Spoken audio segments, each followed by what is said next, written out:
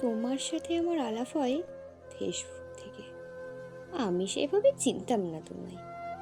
কয়েকটা ছবি দেখেছি, দু একবার প্রোফাইল ঘুরে এসেছি তার আগে। তারপর যখন প্রেমে পড়লাম, তখন আমাদের 2 মাস চলছে বন্ধুত্বের।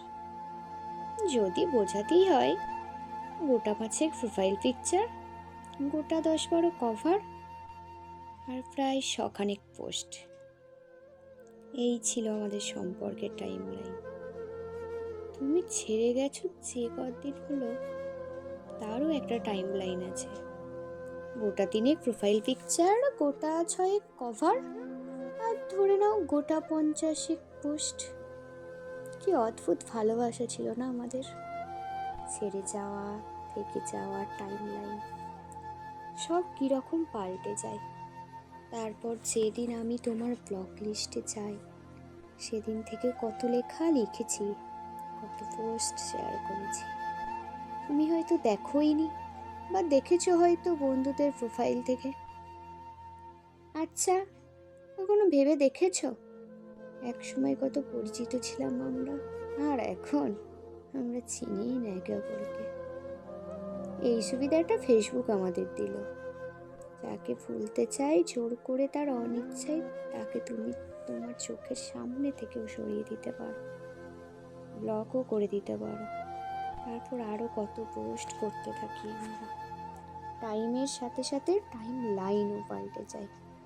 কিন্তু ভেবে দেখেছো কি, এক সময় যাকে তুমি চাইলে নির্দ্বিধায়, তাকে এমন পর্যায়ে ঠেলে দিলে আর কোনোদিন কথা হবে না। একটা বয়স পার করার পর যখন মনে পড়বে, পারবে খুঁজতে, পারবে আনব্লক করতে। যখন লগ ইন বা লগ আউট করার ক্ষমতা সামর্থ্য আর থাকবে না, একটা বয়স পার করার পর মনে থাকবে আনব্লক করার কথা।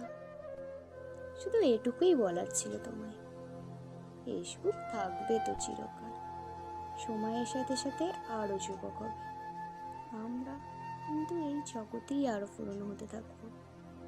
তখন চাইলেও ব্লক লিস্ট থেকে আর ফ্রেন্ড লিস্টে যেতে পারবো না। জীবন এরকমই, ছেড়ে দাও যদি তুমি চাও, থেকেও দাও যদি তুমি চাও, ভুলেও যাও যদি তুমি চাও। মনে যদি থাকে মনে থাকবে, জোর করে মুছে দিলে ফিরিয়ে আনা যায় না। একদিন সবাই পাসওয়ার্ড ভুলে যায়, তা জীবনের হোক বা ফেসবুকের। তখন কিন্তু চাইলেও আর ফিরিয়ে আনা যায় না। সম্পর্ক না থাক, সংযোগ যেন থেকে যায়, ওটা তো রাখতে হয়।